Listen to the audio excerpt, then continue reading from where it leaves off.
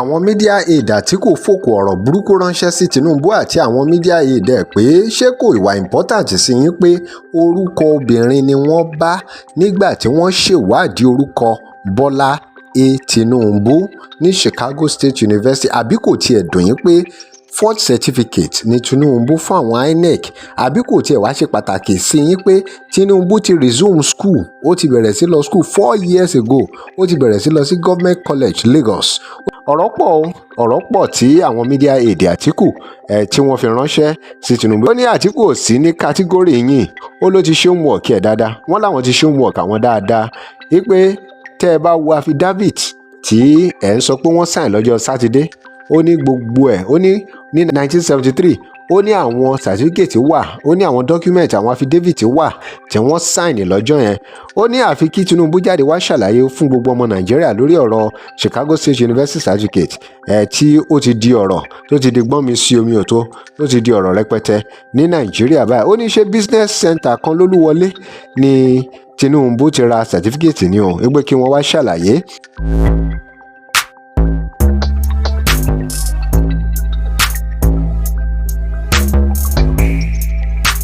Welcome to CrossBlogs TV. Like, share and comment.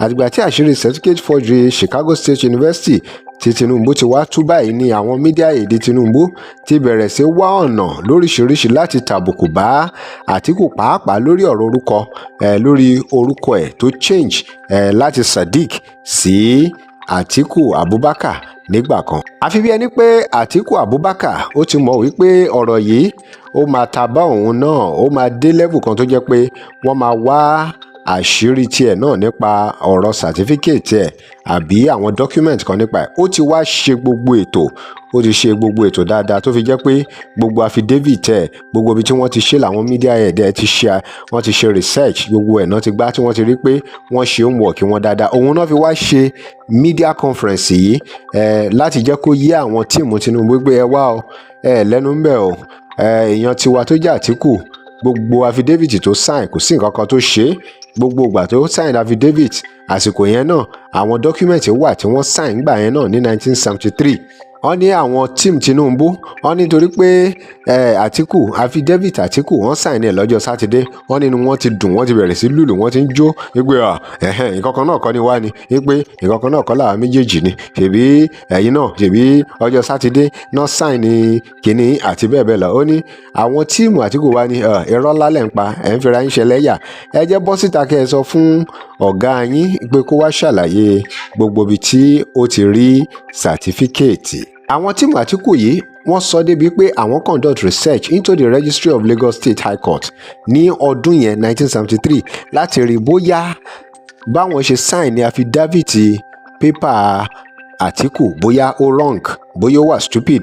Wọ́n ní àmọ́ o, àwọn wá rí àrídájú pé kò ń ṣe certificate ẹnìkan, kò ń ṣe document ẹnìkan náà sign lọ́jọ́ sátidé, wípé ọ̀pọ̀lọpọ̀ document náà ni wọ́n sign lọ́jọ́ yẹn. Ẹ̀yin náà ẹ gbọ́ ohun tí wọ́n sọ. Conducted a research into the registry of the Lagos State High Courts in the same year they claimed, or the affidavit of Atiku Abubakar was signed on a Saturday, to see if it was really an absurdity to have court papers signed on a Saturday.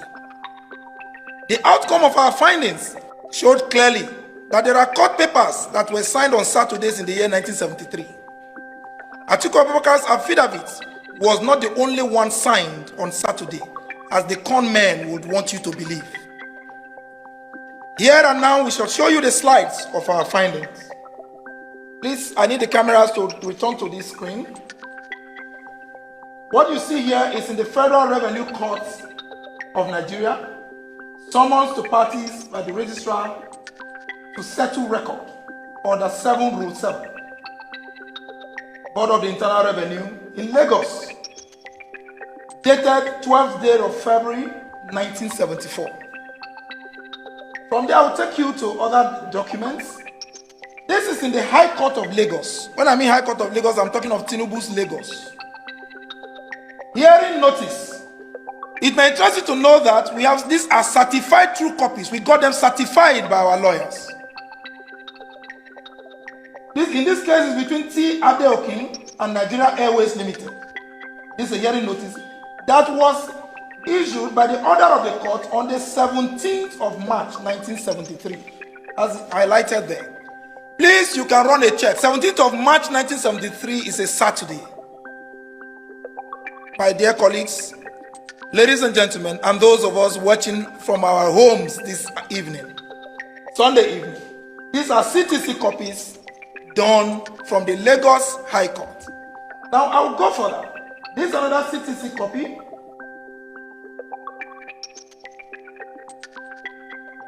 '73, certified true copy from the Lagos State Judiciary. So if I go on and on, highlighted, you would see that we made this official request through our counsel to the head of archive section of the Lagos High Court Ikeja. I'm talking of Ikeja is domiciled in Tinubu's Lagos. This is one of the documents we paid. So, ladies and gentlemen, the outcome of our findings clearly shows that what you just saw are court papers, documents that emanated from the courts that were signed, issued, and authored on Saturday, as at 1973, the same period Atiku Abubakar's affidavit of change of name from Sadiq to Abubakar Atiku was done. Here and now, which, as I've just shown you the slides, as a practitioner of democracy, especially someone who sits on the chair of a president, you must live above board. A president must mirror the moral rectitude of trust and transparency. To be called the president of a country is to be an approximation of the values that such a country stands for. Nigeria does not stand for forgeries and impersonation.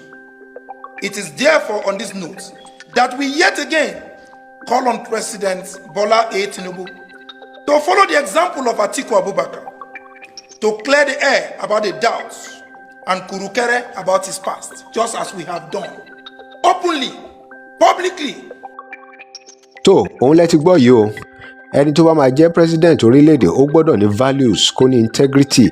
Gbogbo àwọn ọ̀rọ̀ yìí bóyá òótọ́ ni bóyá kò ń ṣe òótọ́, ọ̀rọ̀ certificate ò ṣe certificate, kò yẹ kó tiẹ̀ máa jẹyọ rárá.